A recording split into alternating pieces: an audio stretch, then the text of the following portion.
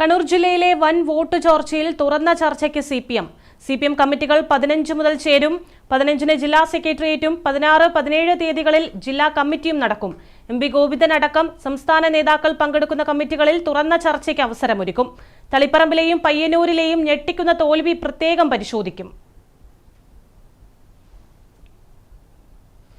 മനോജ് മയിൽ ചേരുകയാണ്. മനോജ്, ജില്ലയിലെ വൻ തോൽവി എങ്ങനെയാണ് സംഭവിച്ചത് എന്നതടക്കം പരിശോധനയിൽ ഉണ്ടാവുമല്ലേ?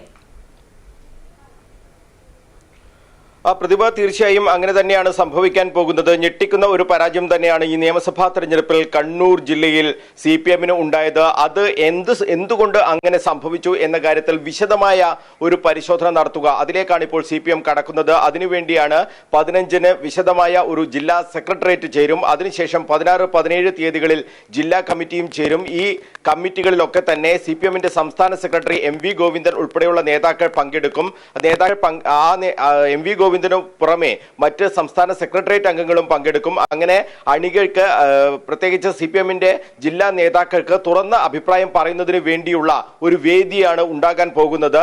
ഇതിൽ എങ്ങനെയൊക്കെ ചർച്ച നടക്കും എന്നതാണ് ഇനി നോക്കിക്കാണേണ്ടത്. MV ഗോവിന്ദൻ അടക്കം പങ്കെടുക്കുന്ന ഒരു യോഗമായതുകൊണ്ട് തുറന്ന ഒരു ചർച്ച നടക്കുമോ എന്ന ആശങ്ക ഇല്ലാതില്ല. പക്ഷേ അങ്ങനെയല്ല, തുറന്ന എല്ലാ കാര്യങ്ങളും വിശദമായി തന്നെ ചർച്ച ചെയ്യാനുള്ള ഒരു വേദി എന്നുള്ള രീതിയിൽ തന്നെയാണ് 2 ദിവസത്തെ ജില്ലാ കമ്മിറ്റി വിളിച്ചിട്ടുള്ളത്.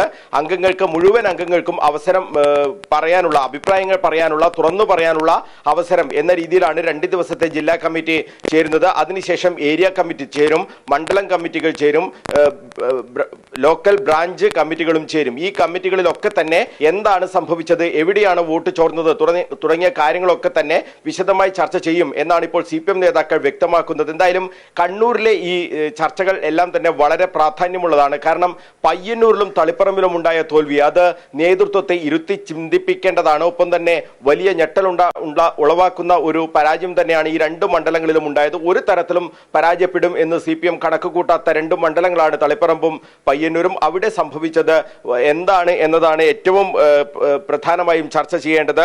പയ്യന്നൂരിൽ കഴിഞ്ഞ തദ്ദേശ ഭരണ തെരഞ്ഞെടുപ്പിന്റെ കണക്കുമായി തട്ടിച്ചു നോക്കുമ്പോൾ 20,000-ലധികം വോട്ടാണ് ചോർന്നിട്ടുള്ളത്. അത് പാർട്ടി കേഡർ വോട്ടുകൾ ചോർന്നു എന്നുള്ളതാണ് CPM-നെ ഞെട്ടിച്ചിട്ടുള്ളത്. CPM-ന്റെ ഏറ്റവും പ്രധാനപ്പെട്ട ശക്തി കേന്ദ്രങ്ങളിൽ നിന്നടക്കം വോട്ട് ചോർന്നു. ഇത് ഞെട്ടിപ്പിക്കുന്ന ഒരു സംഭവം തന്നെയാണ്. ഇത് പരിശോധിച്ച് നടപടി എടുത്തില്ലെങ്കിൽ, തിരുത്തിയില്ലെങ്കിൽ ഭാവിയിലും ആവർത്തിക്കും. ഇത് കനത്ത ആഘാതം പാർട്ടിക്കുണ്ടാക്കും എന്നുള്ള രീതിയിൽ തന്നെയാണ് സംസ്ഥാന സെക്രട്ടേറിയറ്റിൽ ചർച്ച നടന്നത്. അതിന്റെ തുടർച്ച എന്നുള്ള രീതിയിലാണ് ഇപ്പോൾ ജില്ലാ കമ്മിറ്റികൾ വിളിക്കാൻ തീരുമാനിച്ചിട്ടുള്ളത്. തളിപ്പറമ്പിൽ തദ്ദേശ ഭരണ തെരഞ്ഞെടുപ്പിനേക്കാൾ വലിയ രീതിയിൽ വോട്ട് ചോർന്നു. 21,000-ഓളം വോട്ടാണ് 10,000-ഓളം വോട്ടാണ് ചോർന്നത്. അതായത് കഴിഞ്ഞ നിയമസഭാ തെരഞ്ഞെടുപ്പിനേക്കാൾ 21,000-ലധികം വോട്ട് UDF-ന് വർദ്ധിക്കുന്ന ഒരു സാഹചര്യം തളിപ്പറമ്പ് മണ്ഡലത്തിലുണ്ടായി. അതേ സാഹചര്യം തന്നെയാണ് 32,000-ലധികം വോട്ടാണ് കഴിഞ്ഞ നിയമസഭാ തെരഞ്ഞെടുപ്പിനേക്കാൾ പയ്യന്നൂരിൽ UDF-ന് വർദ്ധിച്ചിട്ടുള്ളത്. അപ്പോൾ CPM-ൽ നിന്ന് വോട്ട് ചോരാതെ ഇത്തരത്തിൽ ഒരു സംഭവം നടക്കില്ല എന്ന് ഉറപ്പിക്കുകയാണ് പാർട്ടി. അത് കണ്ടെത്തുക എന്ന ലക്ഷ്യത്തോടു കൂടി തന്നെയാണ് ഈ കമ്മിറ്റികൾ ഇപ്പോൾ വിളിച്ചിട്ടുള്ളത്. കമ്മിറ്റികളിൽ എങ്ങനെ ചർച്ച നടക്കുന്നു എന്നുള്ളതാണ് ഏറ്റവും പ്രധാനപ്പെട്ടത്. CPM ഈ രണ്ട് മണ്ഡലങ്ങളിലെയും സ്ഥാനാർത്ഥി നിർണയമാണ് പാളിച്ചയിൽ പാർട്ടി കാണുന്നത്. അതിൽ പയ്യന്നൂരിൽ രക്തസാക്ഷി ഫണ്ട് വിവാദവുമായി ബന്ധപ്പെട്ട് V കുഞ്ഞികൃഷ്ണൻ ഉയർത്തിയ ആ ആക്ഷേപം വേണ്ട വിധത്തിൽ പാർട്ടി പരിഗണിച്ചില്ല. ഇത് അണികളിൽ വലിയ രോഷത്തിന് ഇടയാക്കി എന്നതാണ് ഒരു നിഗമനം. തളിപ്പറമ്പിലേക്ക് എത്തുമ്പോൾ CPM സംസ്ഥാന സെക്രട്ടറി MV ഗോവിന്ദന്റെ ഭാര്യ PK ശ്യാമളയെ അവിടെ സ്ഥാനാർത്ഥിയാക്കിയതിനെതിരെയാണ് TK ഗോവിന്ദൻ, ജില്ലാ സെക്രട്ടേറിയറ്റ് അംഗമായിരുന്ന TK ഗോവിന്ദൻ രാജിവെക്കുകയും UDF-ന്റെ സ്ഥാനാർത്ഥിയായി മത്സരിക്കുകയും ചെയ്തത്. 12,000-ലധികം വോട്ടിന്റെ ഭൂരിപക്ഷത്തിനാണ് തളിപ്പറമ്പ് പോലുള്ള ഒരു മണ്ഡലത്തിൽ നിന്നും CPM വിട്ട ഒരാൾ വിജയിച്ച് കയറിയത്. അപ്പോൾ ഇത് പാർട്ടിക്കെതിരായ ഒരു ഷോക്ക് ട്രീറ്റ്മെന്റ് എന്നുള്ള രീതിയിൽ തന്നെ കാണണം എന്നുള്ള രീതിയിലാണ് ഇപ്പോൾ പാർട്ടി സംസ്ഥാന സെക്രട്ടേറിയറ്റിൽ ചർച്ച നടന്നത്. അതിന്റെ തുടർച്ച ഏതായാലും ജില്ലാ കമ്മിറ്റികളിലും ജില്ലാ സെക്രട്ടേറിയറ്റിലും ഒക്കെ ഉണ്ടാകും. ഒരു വലിയ വിമർശനം തന്നെ അവിടെ പ്രതീക്ഷിക്കുന്നുണ്ട്.